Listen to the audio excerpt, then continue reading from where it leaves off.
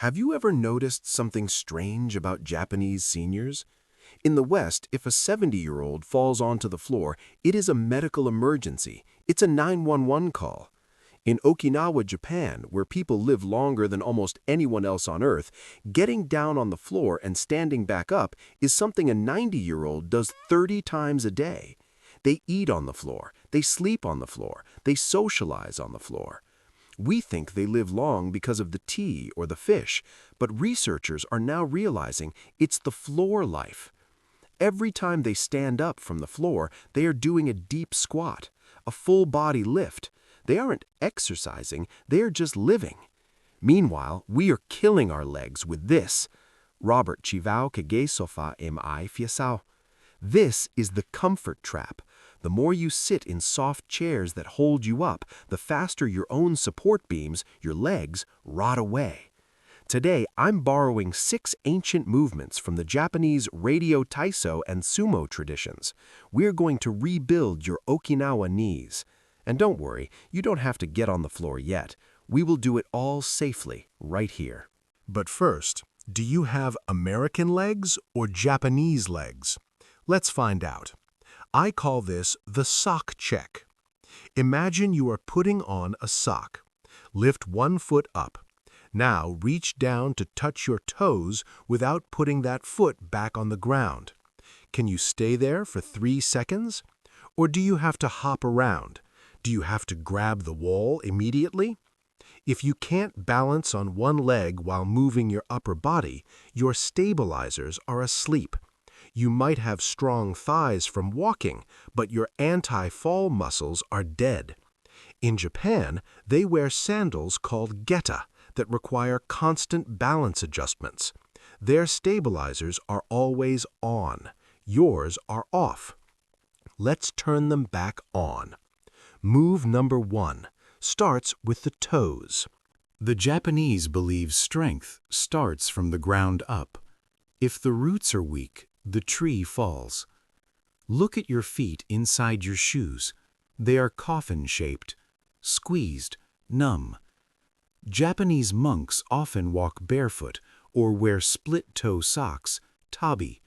They can articulate their toes like fingers. We're going to do the towel gather. The setup. Sit on your chair, bare feet. The action. I want you to try to grab that towel using only your toes. Scrunch it up, pull it toward you. Squeeze hard, hold for 3 seconds. Release. The science. Why does this matter for your knees? Because there is a nerve connection directly from your big toe to your glute, butt muscle. If your toes are lazy, your glutes don't fire. If your glutes don't fire, your knees take all the pressure. Do this 10 times with each foot. Wake up the roots. Now let's look at the strongest legs in Japan, the sumo wrestler. They carry 400 pounds, yet they are incredibly flexible. How? One move, the shiko. Now, we are not going to do the full version. We are going to do the senior shiko. This is the ultimate hip opener. The setup, wide stance, much wider than you think. Stand tall like a mountain. The action, shift your weight to the left leg, lift the right leg just 2 inches off the ground. Hold it, now stomp it back down firmly. Boom. Shift weight to the right, lift the left leg, hold, boom. The detail, the magic is not the stomp. The magic is the transfer of weight. When you stand on one leg with your hips wide open, you are strengthening the medius glute, the side muscle of your hip. This is the muscle that catches you when you trip sideways. Most seniors break their hips falling sideways. The shiko armor plates your hips. In Japan, bowing is a sign of respect, but biologically it is a hip hinge. Western seniors lose the ability to hinge. When they bend over to pick up a grandkid, they round their spine like a turtle. Snap. There goes the lower back. We need to learn to bow like a samurai, not a turtle. The setup. Stand feet shoulder width. Put your hands on your hips. Specifically, find the crease where your leg meets your body. The action. Keep your chest proud. Imagine you are wearing a necklace and you want to show it to someone in front of you.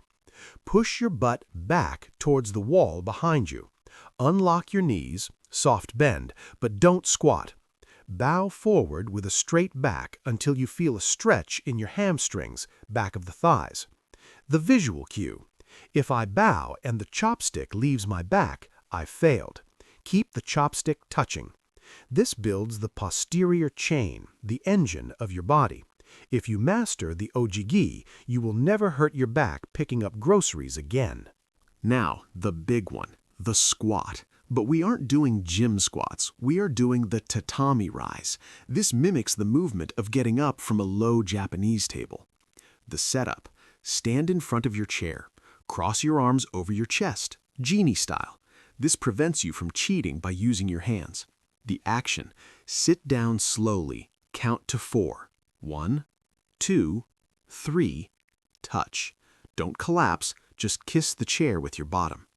Now, and this is the Japanese secret, lean forward, nose over toes. Drive through your heels and stand up explosively. The Kaizen twist. If that is too easy, I want you to grab a pillow. Squeeze the pillow between your knees while you do this. This activates the adductors, inner thighs. Often, seniors have weak inner thighs, which makes their knees cave in, valgus collapse. Squeezing the pillow realigns the kneecap into the perfect groove. Do 10 reps, quality over quantity. Movement number 5 is about nature. Think of a bamboo forest in a storm. The oak tree is stiff, so it breaks. The bamboo is flexible, so it survives. Stiffness is the enemy of old age. We are going to do the bamboo sway. The setup. Stand with feet together, very narrow base. This makes you unstable on purpose. Close your eyes partially, if safe, or keep them open. The action. Sway your whole body slightly forward, catch yourself with your toes. Sway slightly back, catch yourself with your heels. Sway left, sway right. Don't step, just sway. The science. You are training your proprioception, body awareness. You are teaching your brain to sense exactly where your center of gravity is. When you slip on ice or a wet rug, you have milliseconds to react. The bamboo sway speeds up that reaction time. Do this for 30 seconds every morning while brushing your teeth. The final move involves zero movement. The Japanese called the center of the body the hara. It is the source of energy. If your hara is weak, your legs have to do too much work. The setup. Stand tall or sit. Place one hand on your belly button, one hand on your lower back. The action.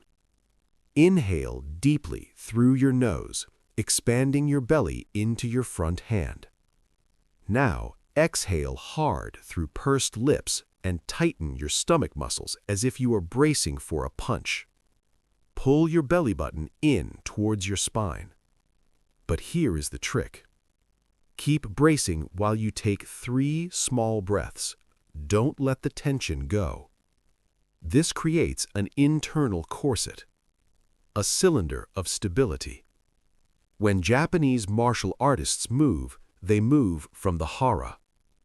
When you walk, if you keep a 10% tension in your hara, you take the weight off your lumbar spine and your knees. So there you have it. 6 moves: toe grip, sumo stomp, umble bow, tatami rise, bamboo sway, hara breathing. But I promised you the secret to why they actually do these things consistently. In Japan, there is a concept called ikigai. It means a reason for being, a reason to get up in the morning. For the woman in Okinawa, her ikigai might be her garden. She needs strong legs to weed her garden. For the man, it might be walking to his friend's house for tea. You cannot build leg strength just to have muscles. That's boring. You will quit. You need an ikigai. Maybe it's dancing at your granddaughter's wedding. Maybe it's traveling to Europe next summer. Pick your target, write it down, and use these moves to get you there. If you want to know what the Japanese eat to keep their joints lubricated from the inside because exercise is only 50%, I have a video on the collagen broth right here. Click that and I'll see you in the kitchen. Sayonara.